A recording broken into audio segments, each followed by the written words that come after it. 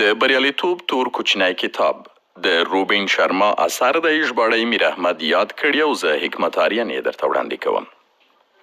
د توپیر درناوی. ښه، تاسو فکر وکړئ چې که د ټولو فلمونو کیسه یوه وای څنګه به وای؟ که د څښلو لپاره مو یوازې اوبه درلودی او آیسکریمونه ټول یوازې د چاکلیټو وای بیا به څنګه وای؟ که ټولو خلکو یوه خبره کولی بیا به څنګه وای؟ که هره ورځ په هماغه یو ډول پای ته رسیدی او ټولو خلکو یو ډول فکر کولی بیا به څنګه وای؟ له دې خبرو یوه موخه لرم، ما سره پاتې شئ. زه چې ادارو ته د اغیز پراختیا او د کارکوونکو د ارزونې مرستې لپاره ورځم نو دوی ټول په لوړه کچه کار کوي. زه چې زیاتره لیکلي ماموریتونه ګورم ټولو پکې توپیر ته درناوی ښودلی وي. موږ د توپیرونو درناوی کوو او زه چې زیاتره شرکتونو سره کار کوم رښتیا هم درناوی لري. خو زما پوښتنه دا ده چې تاسې په رښتیا هم د توپیر درناوی کوئ؟ که تاسې ورته سم ځیر شئ نو وبه ګورئ چې همدا خلک نړۍ ته له بېلابېلو عینکو ګوري. دا کار د دوی فکر راویښوي او د نوي پوهې او کار لامل کیږي. تاسې به ځوروي، غوسه به درولي ځکه دوی تاسې غوندې نه دي. خو زه تاسې ته دا ویلی شم چې ستاسې د ځورېدو تر شا د ویرې احساس پروت دی. دا هغه ویره نه ده چې انسان ورسره تیاره کې مخ کیږي. دا نامعلومه ویره ده. هغه ویره ده چې کله انسان له خپل خوندي ځایه وځي او ورسره مخ کیږي او ښایي د شیانو د لیدلو یو نوی لید ووینئ. هیڅوک هغه ځای پرېښودل نه غواړي چې پکې بلد وي. دا تل ویره راولاړوي. که هر څومره سخت او ځورونکی وي له هغه شي مه تښتئ چې ستاسې په ودې، پرمختګ او غوړتوب کې در سره مرسته کوي. په همدې حالت کې ستاسې طبیعي زړورتیا پکارېږي. توپیر موږ سره په پلټنه کې مرسته کوي. موږ ښه کوي. دغه بېلابېل خلک بېلابېل لیدلوري او بېلابېل رنګونه لري. په بېلابېلو ژبو غږیږي. دوی موږ ته د ژوند ډېر مهم درسونه راکولی شي. بدل خلک او تجربې درته په خپلو فرضیو او هغه نظریاتو د بیا فکر کولو ښایسته فرصت درکوي چې تاسې پرې تر دې دمه ژوند کړی دی. هغوی چې څه وایي، خبرې اوریدل او خپل زړه او ذهن ته ښکته کول یې ډېره لویه حوصله غواړي. دا اندېښنه به هم در سره وي چې ښایي تاسې پر ناحقه یئ. تاسې چې نړۍ ته په کومه سترګه ګورئ ښایي دا سمه نه وي او ښایي تر دې د فکر، چلند، کار او ژوند ښه بڼه او طریقه هم وي. خو تر څو چې تاسې ډک لوښي تش نه کړئ نوي څه پکې نه شئ اچولی. که بدلون ونه منئ ښایي د ژوند ستر فرصتونه وبایلئ. جیم ډونالډ وکړل. یا به پایلې لرئ یا پلمې، دواړه نشئ درلودی. موږ د اړیکو نه لرلو او خلکو سره د ښې راشه درشه نه کولو لپاره په ډېر اسانه یوه پلمه پیدا کولی شو. د ډېرو ناشویو کارونو لیست به وي. ډېرې ټاکلې نیټې به رانه تېرې شوې وي او د نه کېدو ډېر زیات دلایل به ورته لرو. موږ چې کومو خلکو سره کار کوو یا ورته کار ورکوو څوک دومره حوصله لري چې هر یو سره مخامخ خبرې اترې وکړي او قوي اړیکې ورسره رامنځته کړي. جیم ډونالډ لري. جیم ډونالډ د قهوې د یو کوچني شرکت مشر دی. ډېر بوخت انسان هم دی. ډېر زیات کارونه او ځایونه ورته پراته دي. زما او ستا په څېر یې مهالویش ډېر بوخت دی خو هغه وخت پیدا کړی او خلکو ته لومړیتوب ورکوي. پر دې حقیقت پوهیږي چې کوم چلند تا خپلو کارکوونکو سره وکړ هغوی به هماغه چلند ستاسې له پیرودونکو سره کوي. په دې پوهیږي چې انسان کله په خپل ارزښت پوه شي او ځان ورته ستر ښکاره شي نو بیا ستر کارونه کوي. وایي رښتیا تاسې به د جیم ډونالډ د شرکت نوم اورېدلی وي. شرکت یې سټاربکس 2 نومیږي. ډېر جالب انسان دی. د فورټون مجلې د راپور پر اساس جیم په یوه ورځ خپلو کارکوونکو ته د زیږون د ورځې د مبارکۍ 500 کارتونه لاسلیک کړي وو او 45 سلنه وخت سټاربکس پلورنځیو کې په ګرځېدو تېروي.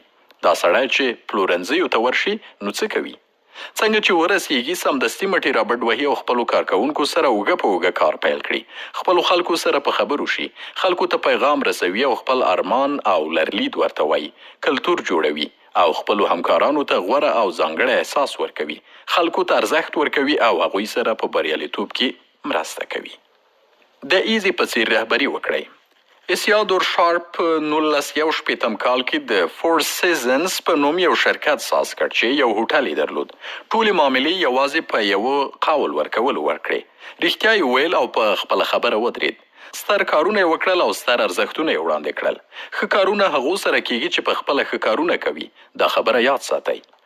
فور سیزنز اوس د نړۍ په ډېرو مشهورو او بریالیو ځنځیري رسټورانټونو کې راځي او په دې وروستیو کې ورته د بیل ګیټس په څېر خلکو هم د خرڅلاو وړاندیزونه کړي دي. د ملګري او همکاران وایي ایزي یا اساد شارپ سره چې څومره ښه کیږي دا د حق دی او وړتیا یې لري. که سلګونه میلیونه ګټه کوي، که یې شخصیت او شهرت ورځ په ورځ زیاتیږي او که ورځ تر بلې پرمختګ کوي. له دې خبرو ما دا درسونه واخیستل. لومړی خپلو ارزښتونو ته رښتینی اوسه. نړۍ ډیره تیزه روانه ده. په دې تیزه روانه نړۍ کې خلک او هنرمندان لنډې لوبې کوي، خو ایزي اوږد فکر درلود. ډیرې باوري اړیکې یې رامنځته کړې. خپل نوم او نښان یې وساته.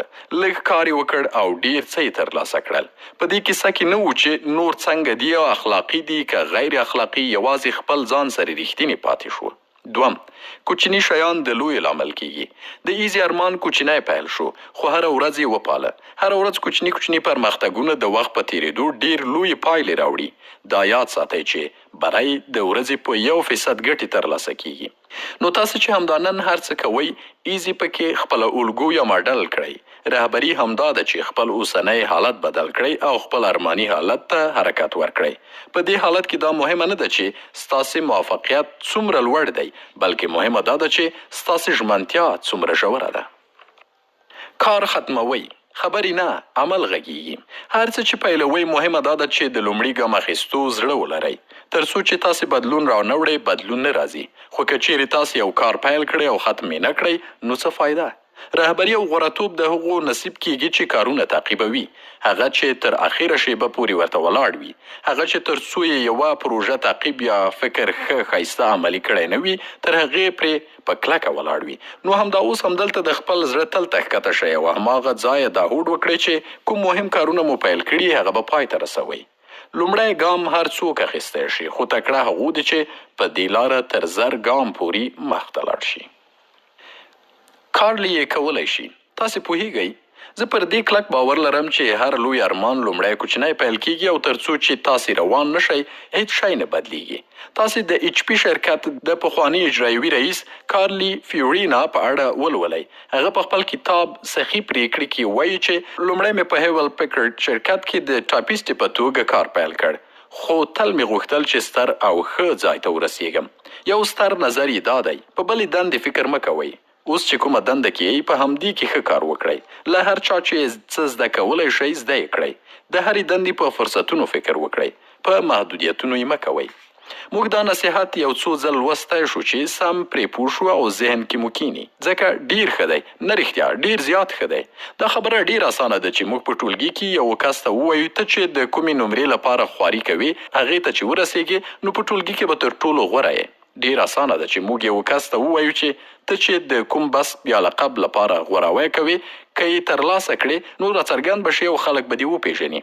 دا ډیر اسانه ده چې موږ چاته ووایو تاسې چې کوم ځای ته رسیدل غواړئ، که ورته ورسیږئ نو رښتینې لوبغاړي به یې. خو موږ چې څه ورکوو هماغه ترلاسه کوو. وروسته نه، همدا اوس یې ترلاسه کوو، او که نن نه نو کله.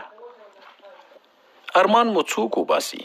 تاسې په خپل زور نه پوهیږئ. موږ هر یو ته چې دا اوس څومره ښکاري تر دې ډېر انتخابونه لرو. دا یاد ساتئ، نړۍ چې څنګه ده هغسې نه وینو، بلکې موږ چې څنګه یو هغسې یې وینو. موږ زیاتره نړۍ ته د خپلو ویرو، محدودو افکارو او ناسمو انګیرنو په سترګه ګورو.